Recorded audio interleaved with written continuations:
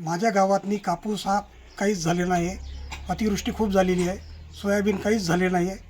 बँकेचा खूप तगादा झालेला आहे. बँकेवाले खूप नोटिसा पाठवतात आणि सावकारी कर्जामुळे आम्ही बँकेतून कर्ज कसं घेणार.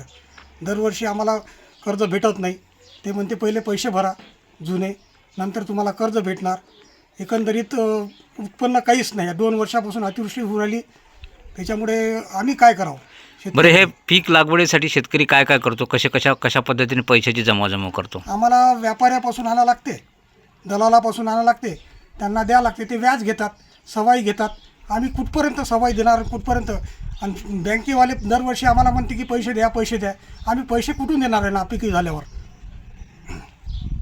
काय उत्पन्नाचं यावेळेस अपेक्षित होता ना कसं? यावर्षी उत्पन्न म्हणजे कापूस एकरी 1 एकर झाला, फक्त 1 क्विंटल एकरी. याच्यातनी कसं भागणार आमचं मला सांगा. घरदार चालवावं लागते, सगळ्या गोष्टी आहे. आणि एकंदरीत जर पाहिलं तर जिल्ह्यातील शेतकरी आत्महत्येसाठी कर्जमाफी किंवा मग भाववाढ असं काही अपेक्षित आहे का तुम्हाला? कर्जमाफी मागच्या वर्षीपासून म्हणत आहे कर्जमाफी आहे. यांना घोषणा केली होती की कर्जमाफी करणार म्हणून. अजूनपर्यंत कर्जमाफी केली नाही. आम्ही कुठपर्यंत कोणाकडे पाहावं आम्ही.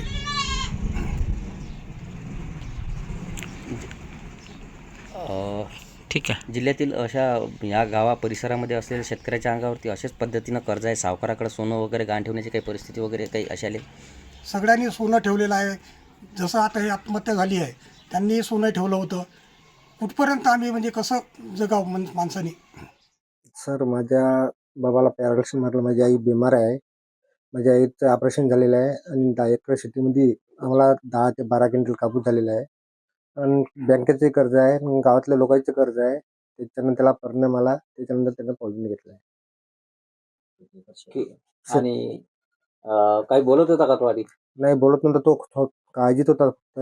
आम्हाला काही त्यानं काही सांगितलंच नाही तसं असं काय आम्ही पिणार आहे म्हणून काही म्हणलंच नाही. कुठल्या बँकेचं कर्ज आहे? बँकेचं ग्रामीणचं बी आहे आणि स्टेट बँकचं बी आहे. बँकेचा काही वसुलीसाठी तगादा वगैरे काही लावतो? तेवढं तर नाही, म्हणून नोटीस आल्या आहे बाबाला. बाबाच्यानं काही होत नाही, आईच्यानं काही नव्हतं होत. आम्ही दोघं भाऊच होतो. आणि एक तर काही 2 वर्षापासून काही पिकत बी नाही. कर्ज एक तर लई झालं तर गावातल्या लोकांचे म्हणजे आसपासचे आपले शेजारी जे आहे त्यांच्याकडून पैसे काढून आणले होते आम्ही. त्यांना नाही उरालं होतं.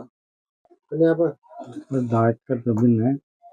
दोघं भाऊ वाल एक पराठे तूर टाकले आणि सोयाबीन. ते काही झालं नाही बरोबर. मग ते लाईनं पैसे होते, कर्ज होतं, ते लाईनं एंट्री घेतलं. कोणाचं कर्ज होतं? सरकारचंही होतं आणि आणलेले लोकांचं. किती होतं?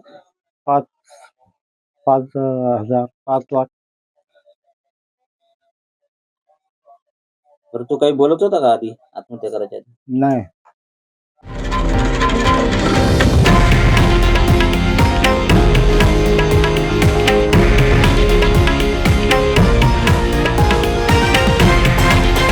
हे आहे देशातील नंबर 1 न्यूज नेटवर्क आणि आपण पाहत आहात TV9 मराठी, एकमेव.